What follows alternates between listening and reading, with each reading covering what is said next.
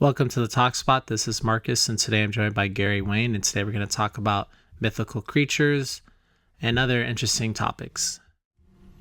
All right. Well, thank you, Gary, for coming on. What are some things that you've been up to? Nothing that's really new other than I continue to put out commentaries kind of on a weekly basis. So I finished a series on Isaiah 13 and 14 and the dual prophecies of that, and tying that into Abaddon and into the Abyss and to Azazel, and quite an extensive series on that. I did starting a series that I did last week on the veracity of the giants being part of the Exodus and the Nephilim Wars, and giving people more detail on that. So continuing to give more information that's not really in my book that I have used for research over the years, but to give it in more detail. And I also have a conference that I'll be attending in November. I'll be there from November 8th to 11th in Dallas. That's at the Operation Top Secret conference. That information should be out shortly on, and should be a well-attended conference. Well, hey, Gary, that sounds very exciting. So today I want to talk to you a little bit about fairies and leprechauns and other mythical creatures. I know the last time you came on, you kind of alluded to them at the end of our conversation. So I just figured that I'd ask you more about them today and just ask you to, expand upon that topic a little bit. Yeah, and I think that's such an interesting subject, and very, very sort of in-depth subject, particularly as you get into it from the polytheist side in terms of the religions and mythologies around the world. So there's a lot of, literature and classics literature and entertainment today that's all based on related topics of all of this that go back into, the time of prehistory. So, if you're talking about fairies, for example, you're talking about 4 different classifications of the fairy mythos, and it's also regarded as a religion as well as the legends and mythologies around it. So, and in that classification, you have the rebellious fairies that come to this world. So they're very much akin to the gods or to the fallen angels in the Bible. And they're opalescent beings. So they're shining, transparent, spirit-like beings. And they create a second class, which are the earthborn fairies, which are also shining, but they're not quite the same. These are the demigods or the Nephilim or the Tuatha Danann that people might be familiar with as a Tuatha De Danann, I should say, that most people are aware of that, or out of Ireland and up into the Norse mythology. They're the same peoples, and into the Scottish mythologies. And then you have the third class, which are the bodiless spirits, or the shades, or the banshee type of demon spirit. And then the third one is very, very interesting, which is more sort of equivalent to what you're talking about, is the elementals. And that is split into 3 categories around the world. And it's interesting that we don't get little people being talked about in the Bible, but we get it everywhere else in the world. And so around the world, there's a constant of basically 3 sort of categories that are out there. So you have the mischievous ones, like the pixies, like the Manaway, like the leprechaun. You have the good-looking ones, and some of them are, depicted in as like a Tinkerbell type fairy, and in various different sizes of those good-looking ones. And then you have the ugly ones, which are the ones that are like the hobbits, and are like the dwarves, and are like the trolls, and are the gnomes, and very much sort of slides more akin into a lot of the ancient alien mythos in terms of their descriptions and the agendas that they have. And so you get these 3 classifications all around the world: North American Indians, Southeast Asia, all throughout Europe, as I say, on all continents, there's an accounting of these little people. And typically they have a connection back to certain gods. And so they are a creation of the gods. And depending on which pantheon that you're looking at, it depends on which god sort of created them. Although I do think the pantheons are essentially the same, just different vernacular names around the world. And so these little people, are created, like the Nereids in the Atlantean mythology, for example, would be one example. And there, again, this goes to that concept in the antediluvian world that not only were giants and titans and cyclops and other giant creatures that were created in the ancient world, but you also have these little people that are part of the same sort of mythology. And so the gnomes are a very interesting one because they looked after the knowledge and the genealogies of the ancient ones and guarded certain portals to the other world. And in the fairy mythology, it's filled with portals to different worlds, and they're called Shays, just as the Tuatha De Danann are also called the Shay people. And you also have fairy domens that are all around the world, and these are like mini Stonehenge type structures that are portals to the other world, and domen means portal, so fairy dome and fairy portal. So you have the creation of these things, and there are just so many of them. And what's interesting about that is they absolutely inundate, our literature and current movies and things like that, just as the superheroes do. And that's all because they're related. So what we're talking about in the antediluvian world is either through technology or through gods and angels, and or angels, depending on your perspective as to who they are, either copulating with animals, copulating with people to create these hybrid types of beings, which goes to that essential aspect of what's wrong with creating the Nephilim, because it was a violation against the laws of creation. And this created, with the Nephilim, a immortal spirit in flesh, which was not permitted in the physical world. The immortal spirit belongs only in the heavenly dwelling places, or other dimensions, or in heaven, however you want to look at that. And so this concept of these beings that are being created are absolutely crazy in terms of some of the things that are mentioned in prehistory. Simple things like flying horses. Okay, that maybe isn't that big of a stretch with the Pegasus, but you also have the centaurs, and these are half human, half horse type of being that are created in a cloud somewhere, according to Greek mythology. So again, that's why I say we're not really sure whether or not that's a copulation or that is some sort of DNA manipulation.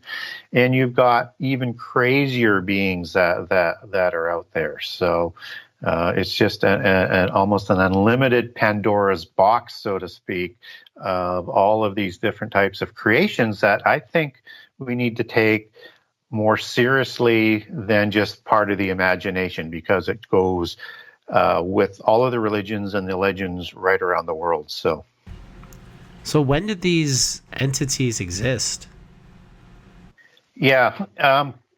Typically, when we're talking about these types of beings, it seems to be rather consistent that this is sometime after Eden and sometime before the flood. Now, there may have been some limited types of these things that were happening after the flood, because we do get some of these creatures sort of showing up, either being recreated or somehow surviving the flood in different accounts around the world. But typically they are sort of antediluvian in kind of nature. And I think one of the best examples to match this up from a biblical and from a mythological and other religions around the world perspectives, if we look at Revelation 9, for example. And for people who are listening, familiar with Revelation 9, this is when the abyss is opened. And the abyss is the location where the impassioned fallen angels, and perhaps the worst of their creations, and the other unimpassioned and the worst of the other unimpassioned angels and gods were locked away for the crimes that they created in that antediluvian period, whereby it corrupted the whole world, not just with violence, but everything's corrupted, from the genomes to the DNAs to everything that's going on. And out of the abyss in Revelation 9, which is an end time prophecy, you have coming out, being led by Abaddon and Apollyon, which are the same being, which is the leader of these creatures in the abysses. You have these scorpion beings, right? So who are these scorpion beings? And a lot of people like to allegorize that like as their helicopters and fancy sort of technology. And I think in my approach is that I like to define things out of prehistory as it goes to understanding end time prophecy. So if we look back into prehistory and into Sumerian history, you have a goddess named Tiamat. And she's a mother of a number of crazy-looking beings. And these are like the Hydra, which most people are familiar with, the multi-headed snake. And you have the dragon, and they call a hairy hero. You have the great demon. You have a savage dog. You have a scorpion man. You have other demons, fishmen, bullmen, and they had these really powerful weapons. And Tiamat had created these gods to control and attack, where necessary, the lower gods. So you have the primary gods in prehistory, and then you have the secondary gods. And those secondary gods might be, the gods of Mount Olympus, where you have Zeus, who everybody recognizes, and then in the primary gods would be Kronos, which would be the first sort of seven. And that's kind of, again, one of these constants that are around the world. So Tiamat is Sumerian pantheon, one of these primary gods.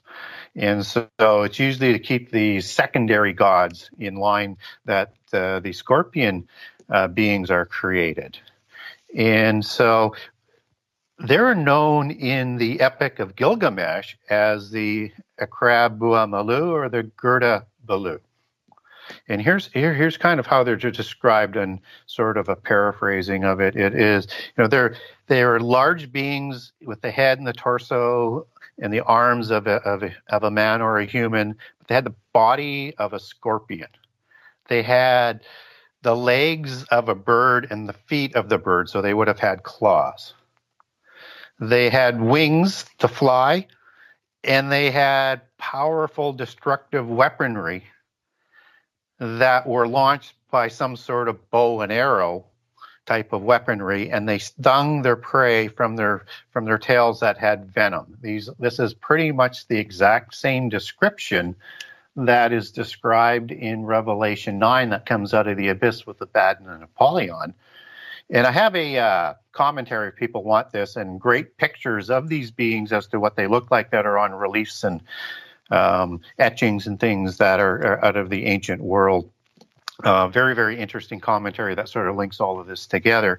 But again, these were a creation of the gods. And it's a crazy example where you start to look at prehistory, some of the things that are going on, and then you look into prophecy as to what it's saying in the Bible, and you have this crazy connection. And if you take the word scorpion in Hebrew, that goes back to a word that's spelled A-Q-R-A-B, or crab.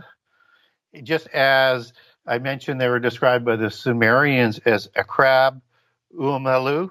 So it's very much rooted in the same sort of etymology, and the other name was Gerda-Balu. And so these are very, very crazy monsters. And then they were used after Tiamat was slain to protect the gateways to the underworld and to the abyss, and to protect the sun, the great sun temples around the earth from obviously the enemies, whoever they might be, depending on which pantheon that you're talking about. So that's just kind of the tip of the earth, of the iceberg, so to speak, as to what was likely going on in prehistory. Do these entities still exist today? Well, a lot of people think that is the case. I don't think we have much in terms of solid, hard evidence of that. But you do hear about sort of urban legends, so to speak, of the dog man and things like that. And you've got the Bigfoot, which also has connections back into prehistory as well. And you still got all of these legends of the little people. And what's interesting about the little people, so I'm going to answer your question quickly and then just talk a little bit more about the little people. So I think we don't have much evidence. I think there's a likelihood that some of these creatures did survive. And I don't know which ones, but if I would look towards one that has the most likelihood that we can say is still around today, I would look at the little people, because in that classification that I talked about, that was the gnomes. There's this one classification that has great technology, and the gnomes were the ones who also kept the genealogies of the bloodlines of the Nephilim and the giants, and also kept the records of all the knowledge that they collected in the antediluvian world, which I think was greater than we have today, because we're not quite in the end time yet. And I base that on Jesus' prophecy of the end time, that the days are going to be like Noah. And I obviously take that beyond just the violence and marriage that was going on. I take it on to the whole corruption and what was behind that corruption of the whole earth, which I think is technology. And so they are in fairy legend. I'll talk about a Scottish legend here, although this is the same story that's repeated over around the world. And I do have this in my book if people were to look it up in my book. They have these very advanced flying machines that come through these portals that I was talking about earlier. And they kidnap people for a fortnight or for about 14 days. And they do sexual experiments on them, DNA experiments, and then they return them. And people tend not to have a good memory of it unless it comes out based on hypnosis and meditation and that sort of things. But the witnesses around it always know about the kidnapping and then the return of these people. And so when you look at the description of these fairies that are doing it, they're called, actually in Scotland, the grey neighbours. And again, you have this classification of this gnome that's like a grey. And the description of that grey fairy is the same as a grey alien. And so when I look at some of these alien things, and I know there's a wider variety in the alien mythos than just the greys, but I look at this as kind of a direct connection to, if there are any that are surviving, to answer your question, I would say this would be the best place to start looking, because of all of the reports and things that are going on these days in terms of aliens. Again, we don't have any solid evidence, but the world does seem to be moving, for good or bad, in a direction where you're going to have a revelation of these type of beings, that we're not alone in the universe. Over 50% of the people today believe that the aliens exist. I'm not convinced if this coming out party for the aliens actually happens, is we'll actually get the straight story and is necessarily good for humankind. But I think we're going to see something like this come about in terms of, sort of an apex, because everything's building to accepting and meeting and greeting with these galactic beings from around the universe. Well, it definitely seems like, out of all the entities that we've talked about so far, it certainly seems like there's a bigger push to promote the idea of aliens being real, and the idea of aliens making themselves known to the world, just very blatantly and just very flamboyantly in front of people, and maybe something like landing on the White House lawn or something like that. But the next thing I wanted to bring up a little bit is the idea of chimeras and human technology that's kind of being developed today, that's kind of causing the creation of chimeras. So for example, we've heard about the reports or the stories, and they're not even necessarily even conspiracy reports or stories at all, in that we can clearly see them in labs today, where you see mice with human ears on them. At least that's one that I've heard of. There's probably other human limbs that have been grown on animals. But a question that I've always kind of thought with that whole idea is, okay, so let's say, you have a mouse today that can grow a human ear, but let's say, 10 years from now, a monkey could partially grow a human brain. To what point then after that, obviously through the, through the intervention of human technology and laboratory work that can happen. But the question I guess that I have today or thought is that at what point can an animal be mixed with human body parts? Does that animal then become a person, if that makes any sense? Oh, I think it makes perfect sense. And in terms of how it will have a complete redefining as to what humanity would be under those sort of circumstances. And the chimera comes out of Greek mythology, where it was a combination of a large number of beings, similar to sort of the description that these scorpion gods had, except they were more of a lion characteristic, but other significant characteristics mixed in. So the question gets to be is, okay, we're doing that today with the Chimera project, and it's seemingly heading in the same direction. So is this how so many of these beings were created in prehistory and then a reflection of that technology, or was it actually the gods that did it? We don't know. We do know knowledge came from the gods. We do know that in so many records around, whether it's the Bible or other mythologies and religions, is that they actually did have sex with some humans to create the demigods. But in most of the religions and accountings for the little people, the elementals of the different classifications, they seem to be a byproduct of sexual copulation, but all of them don't necessarily have that same sort of source. So I think this was something that we need to be aware of, because we're on the edge of being able to do all of that and more as our technology and knowledge is advancing at a pace that is just mind-boggling as to how much more knowledge and capability and technology is developing, and at an ever-increasing pace. Yeah, I mean, it just seems like with this technology, one thing that I've thought before about it is that it just seems like it's rapidly evolving so fast that, I mean, for example, if you take a look at, 1000 AD to 1500 AD, it seemed like the technological advances, although there were many, obviously, it didn't seem like they were as drastic as, let's say, 1500 to today, or even, you look back at, 1900 to today. The amount of technological advances that have occurred just seems so drastic that it makes you wonder if that there's been some kind of intervention that have helped people advance so much so fast. Well, I think so. And just as we had the National Socialist movement, the Nazis of World War II, come out, with incredible advancements quickly. And what they said is they did talk to their pantheon of gods and their spirit guides and their celestial masters as part of the secret societies and the Ariosophy religion that they had, which is a evolution or a perversion, depending on who you talk to, of theosophy, which is Gnosticism as its creator in terms of that religion, or a branch out religion. And so I see such a ramp up of technology as we continue to move forward that it is like we're getting help with it, because I don't believe it's just the knowledge feeding on itself. It just seems to be, from where we're headed and going with it, is that it's being coached or guided. So if we are approaching the end days, which I think we are, so the listeners understand we're not in it, but we might be able to see it on the horizon with all of the signs. This is one of those signs that I think Jesus was talking about when he said it was going to be like the days of Noah. And what happened in the days of Noah is the Nephilim were created.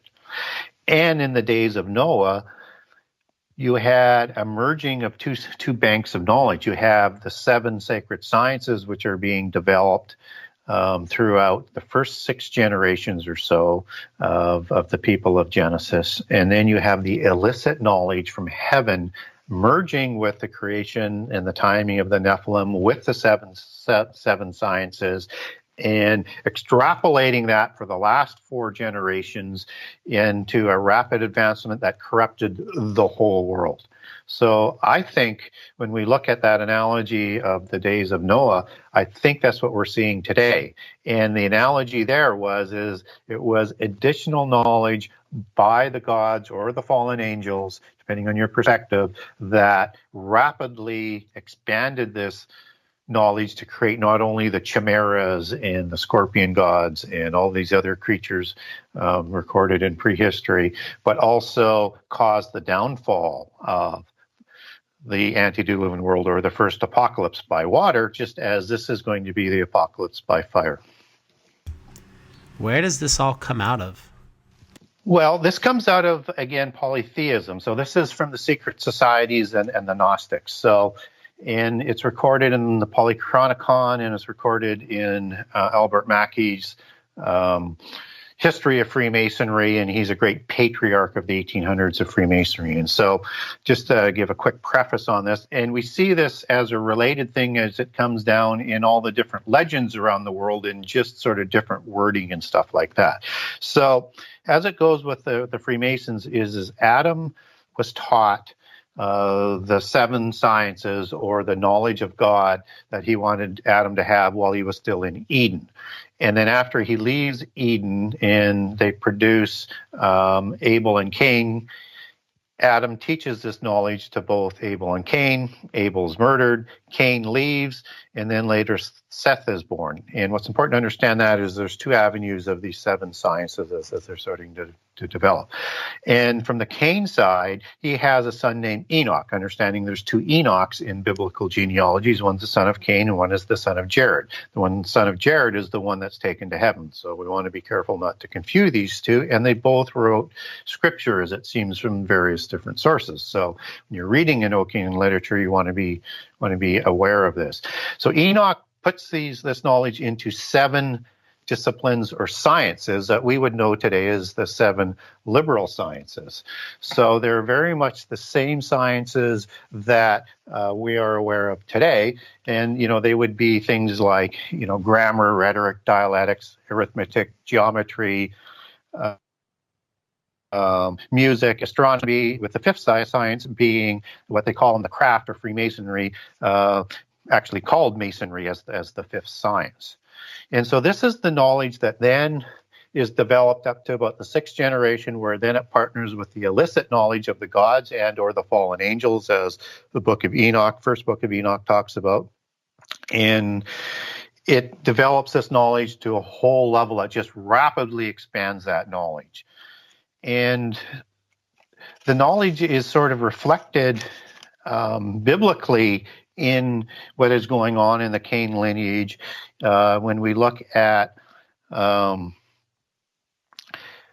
Jubal being listed as one of Lamech's descendants, and there's two Lamechs. Again, I'm still on the Cain lineage here, but there's a Lamech on the Jared lineage, as being responsible for inventing tents and ranching. You have Jubal also, who is credited with promoting Masonry, which is why he's a great patriarch of the Masons. You have Jubal, who's both in the Bible and Freemasonry accredited to creating of music. And you have Tubal-Cain, which most people are aware of. In the Bible, he forged tools in bronze and iron, and is thought to be the patriarch of the Cainites that somehow show up after the flood.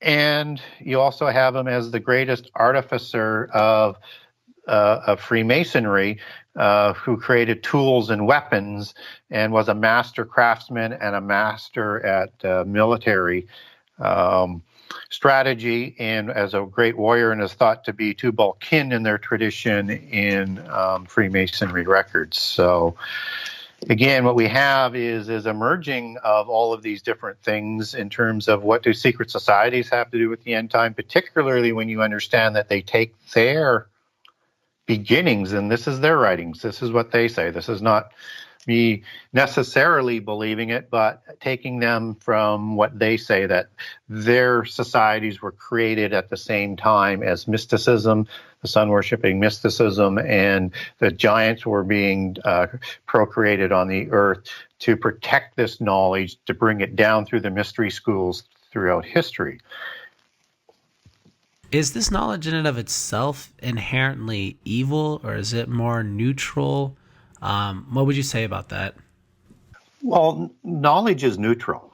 Knowledge can be used for good, or it could be used for evil. So it's not the knowledge that you have to worry about. It's what you do with that knowledge. And that's always, the second side of the blade. And typically the knowledge doesn't always get used for good. And so that's the issue. So what's guiding the development of the knowledge?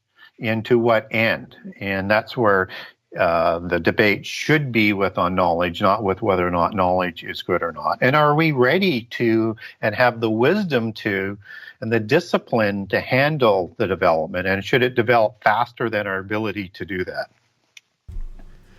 Yeah, it just seems like with technological advances today, even in the fields of genetics, but also, even tech, it just seems like the advances are happening so fast. And I feel like legislators aren't really able to set what are the rules to play by beforehand. And it's more they act in a reactionary way in that they respond to what's happening, but they're not necessarily forward thinking or laying out what to actually do beforehand. So we see it right now even with the tech world, in that there's talks now about having antitrust legislation brought up against Google or Facebook or things like that, or companies like that.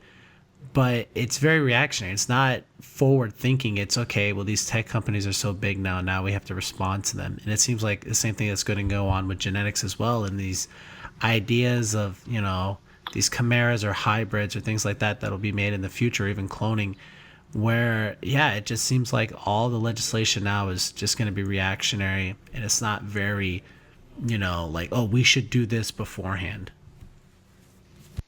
Well, developing things as you go is no way to deal with it, because you're developing it after the fact, right? And you never really catch up on it.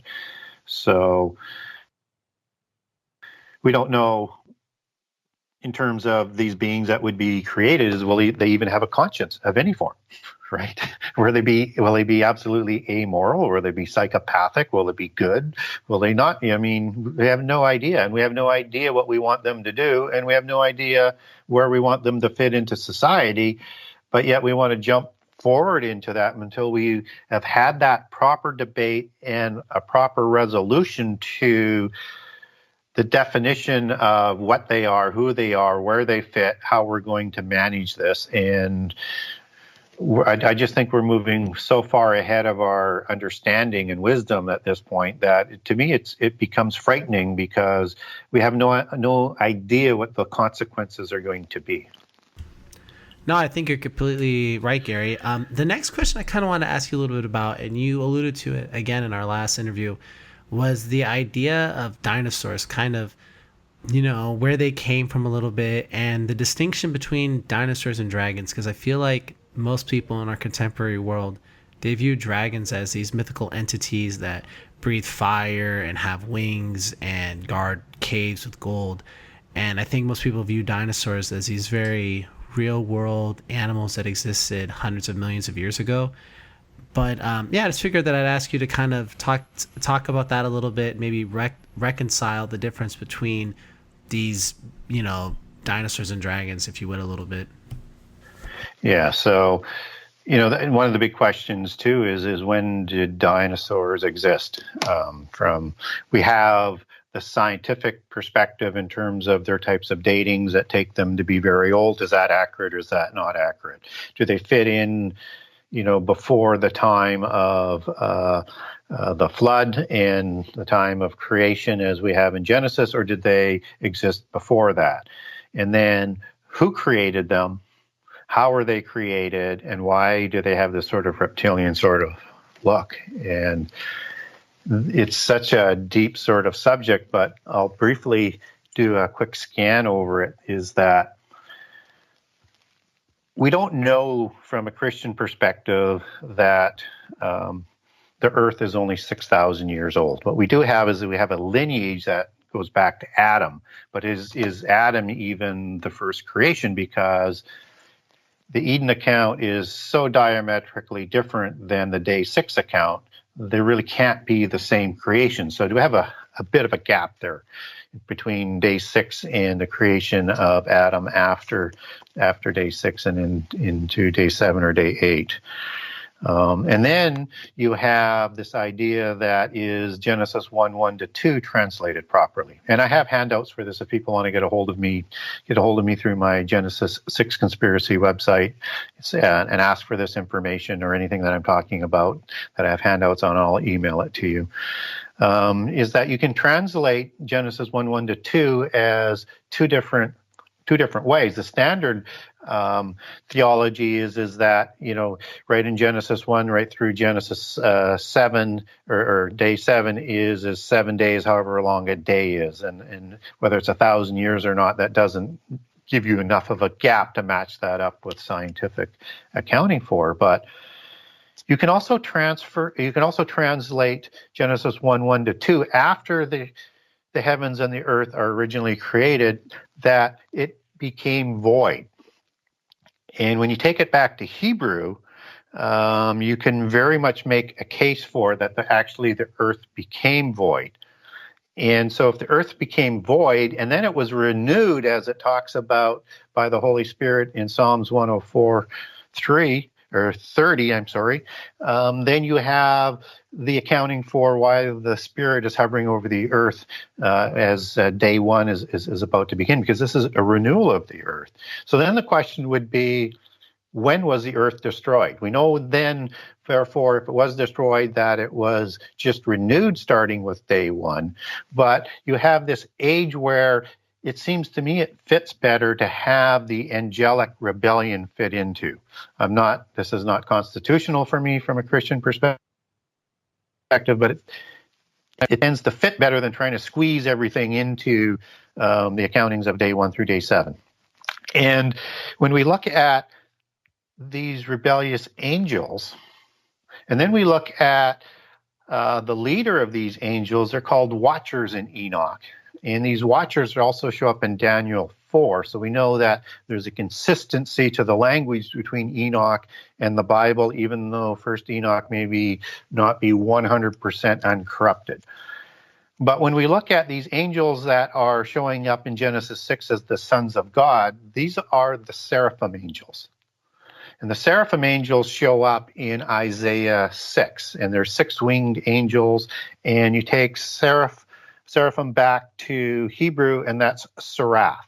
And seraph means fiery serpent angel. So a reptilian face to it. And what's important to understand about that is as you put wings on this snake-like being, and you have a heavenly dragon. And these are the beings that are thought to have procreated in Genesis 6 to create the Nephilim, which is why you have descriptions of these offspring demigods and kings afterwards looking like serpents, because they look like their procreators. And then you have the Nakash incident in Eden. Nakash is the Hebrew word for serpent. And everybody looks at the serpent as being this creature as we know it as today, as being slimy, crawling on the ground.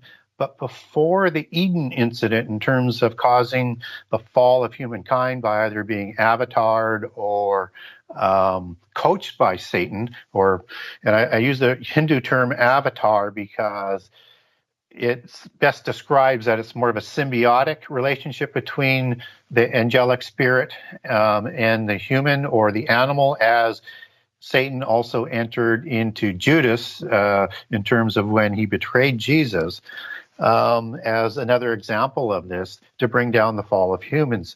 And what's important about this is that this being before the fall is described as the craftiest or most intelligent being that's out there.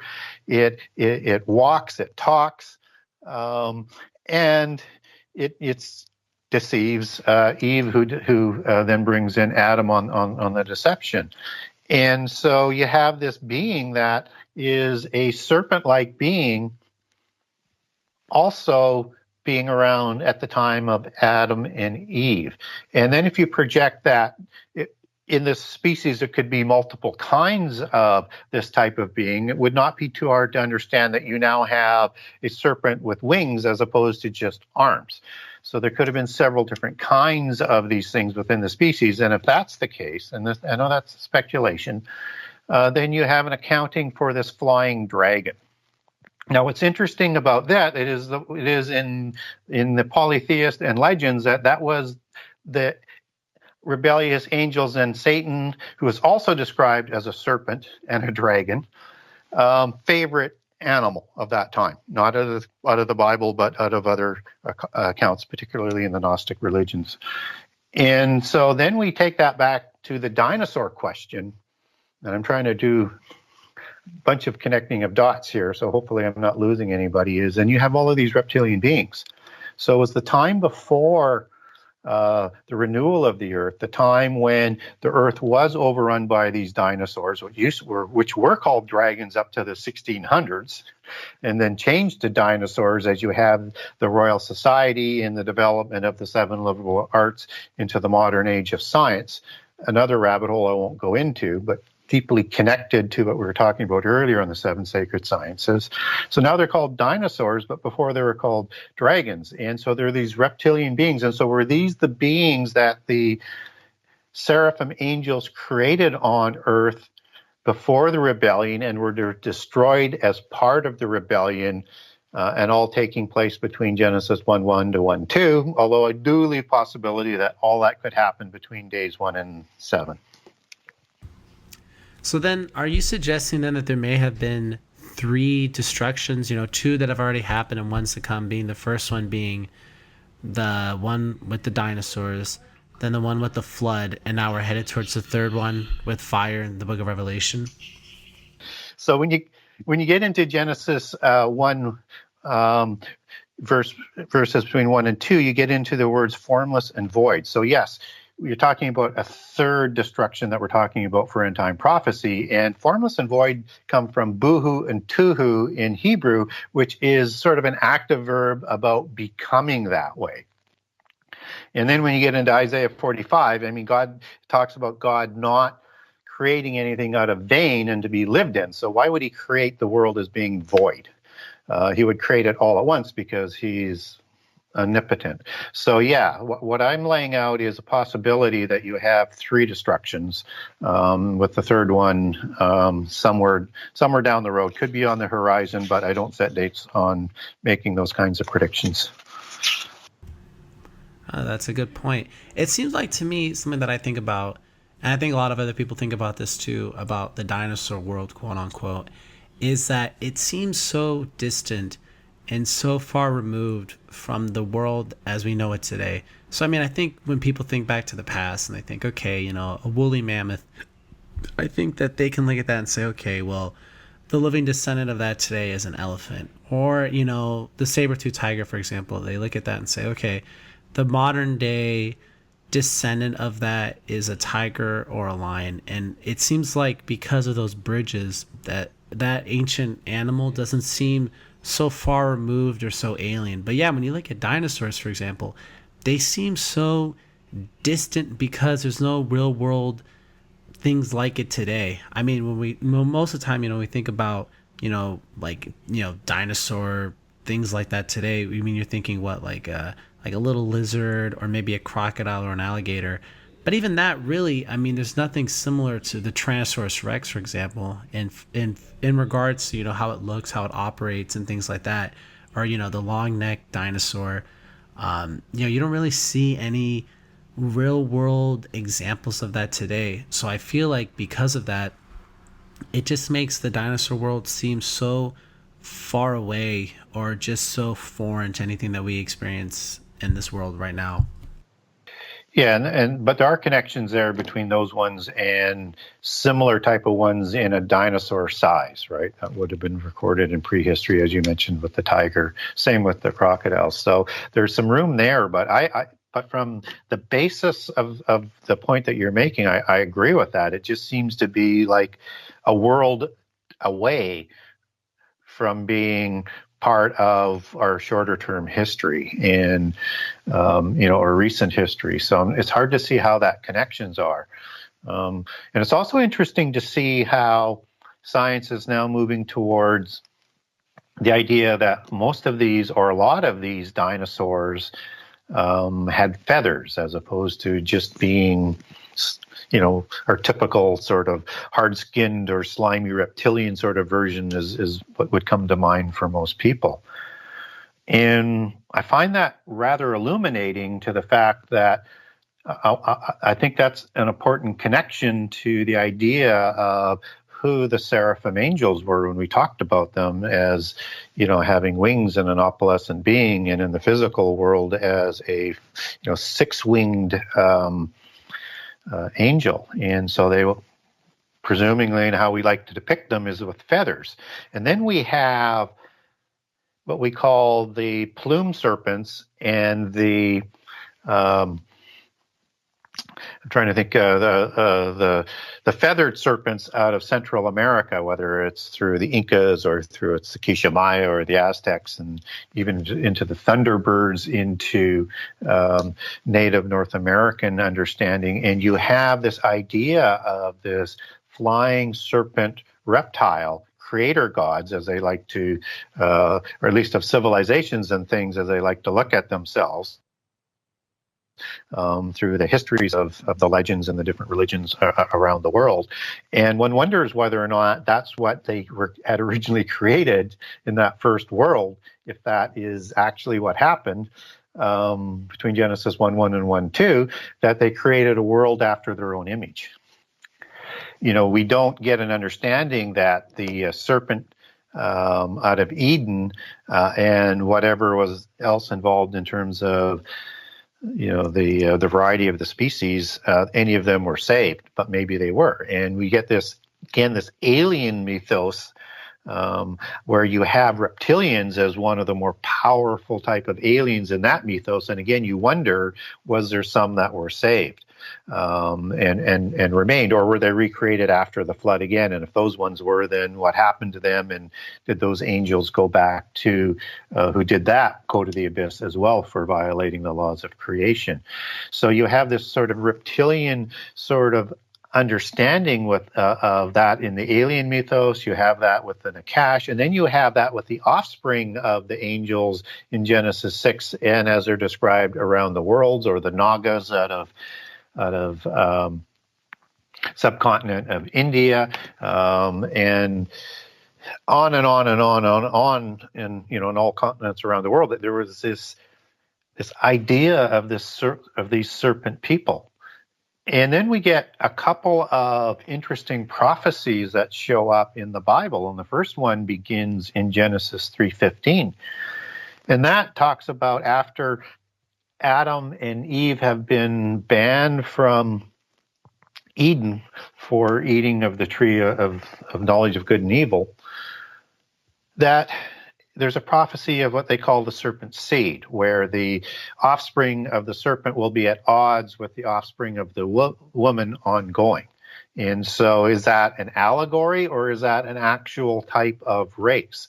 And so the only evidence we get for that race as being ongoing would be coming out of Genesis 6. And again, these serpent-like Nephilim beings also survived the flood because they show up after the flood. So if there is a fulfillment of that as an ongoing war or push between serpent or reptilian beings, that's where you would start to look. And then when you get into Isaiah 14:29, it also talks about the serpent root that is going to produce a cockroach, which is an adder or a venomous type of snake, and the flying serpent, which is a seraphim, and actually goes back to seraph as you take that back to Hebrew. And this is a prophecy of the end time when the Assyrian or the Antichrist is on the scene and is destroying Babylon. And Isaiah 14 is also the accounting of Satan, or Hail El, as it's known in 14:12 of Isaiah, as you take that back to Hebrew. And you have this whole concept of this brewing of this serpent type of reptilian adversary, spiritual through the fallen angel watchers who rebelled, including Satan, who seems to be both seraphim and cherubim, as he's described in Revelation 12, and as a cherubim that walks amongst the fiery stones in Ezekiel 28, which the seraphim do as they're described in Isaiah 6, whereas cherubim are just covering angels over the throne. And so he seems to be that powerful before his fall. And you have that serpent imagery being all wrapped into Isaiah 14 and Isaiah 13, which is part of the same prophecy. We do know he's degraded from Hallel to Satan's status, which is adversary, right? It's a title as opposed to a name and a position as you define that back into the Hebrew language. And so he is degraded because he is no longer as powerful as he is, and which is why angels like Michael will be able to deal with him in the end time.